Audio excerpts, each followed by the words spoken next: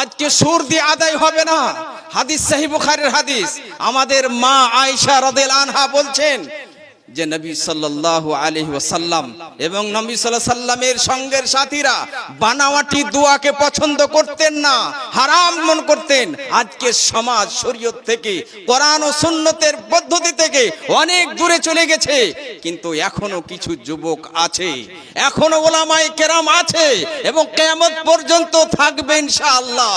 কিয়ামত পর্যন্ত থাকবে, তাদের সংখ্যা অল্প হবে, তাদের সংখ্যা অল্প হবে।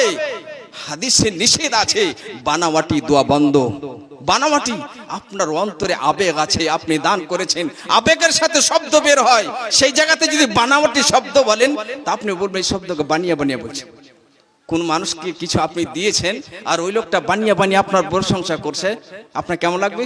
জ্ঞানী মানুষ হয়ে যদি আপনি চিন্তা করেন, আপনি জ্ঞানী মানুষ চিন্তা করেন, আপনি কোনো মানুষকে 5,000 টাকা দিয়েছেন, কোনো মানুষকে আপনি একটা মোবাইল দান করেছেন, বানিয়ে বানিয়ে আপনার প্রশংসা করছে, আপনি জ্ঞানী মানুষ বলবেন এ আরো বেশি লওয়ার জন্য না, আমরা আখিরাতের জাহান্নাম থেকে মুক্তি পাওয়ার জন্য, দারুস সালামকে বাঁচাবার জন্য।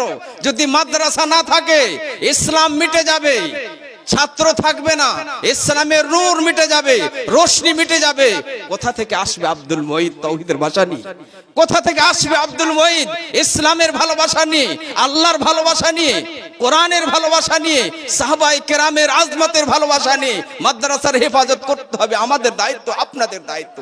আল্লাহ আমাদের হেফাজত করুন, আল্লাহ আমাদের হেফাজত। তার মানে বানোয়াটি দোয়াকে বন্ধ করতে হবে, বন্ধ করতে হবে। এটা একটা আমাদের বৈশিষ্ট্য। দ্বিতীয় বৈশিষ্ট্য হলো যে কিছু আলেমেরা বানাওয়াটি দোয়া করে, তাদের কাছে কোরআন হাদিসের কিছু, কোরআন হাদিস কিছু থাকে না, তারা শুধু সেটাই করে বেড়ায়।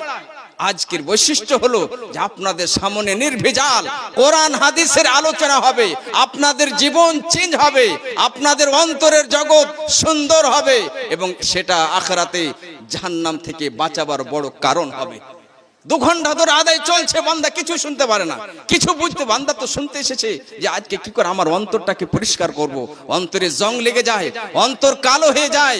সেই অন্তরকে পরিষ্কার করার জন্য মাত্র 2টা জিনিস, কোরআন এবং হাদিস।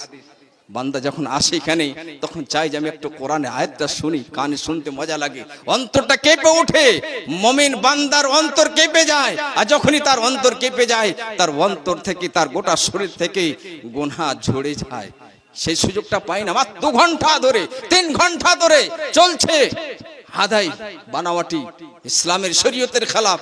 আর আমার উম্মতের মানুষেরা, সামিন শ্রোতারা এই ইসলামের ভাষা থেকে অনেক দূরে চলে যাচ্ছে। না, সেটা যেন না হয়, সেটা যেন না হয়।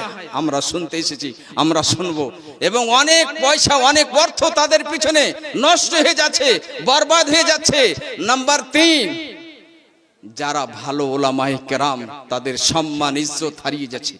এটাই বলবেন মৌলানা তাহলে আপনি নিজেকে, না আমি তো একটা, আমি সবসময় বলি, আজকে আপনাদের সামনে বলছি, আমি মক্তবের একটা ছাত্র, আল্লাহর কসম খেয়ে বলছি, একটুকু ভিতরে কিছু নাই, পরিষ্কার করে বলছি। আমি ভাবি নিজেকে আমি মক্তবের একটা ছাত্র। কি শিখেছি আমি? কিছু কোরআনের ভালোবাসা শিখেছি, কিছু আল্লাহর ভালোবাসা শিখেছি, কিছু নবী সাল্লাল্লাহু আলাইহি সাল্লামের ভালোবাসা পেয়েছি, কিছু সাহাবায়ে কেরাম রাদিয়াল্লাহু আজমাইন তাদের ভালোবাসা পেয়েছি। তো যারা ভালো উলামায়ে কেরাম আছেন তাদেরকে এগিয়ে যান, তাদেরকে আগে বাড়ান, তাহলে সমাজের কল্যাণ হবে, সমাজ এগিয়ে যাবে, সমাজের হেফাজত হবে, কোরআনের হেফাজত হবে, তাওহীদের হেফাজত হবে। না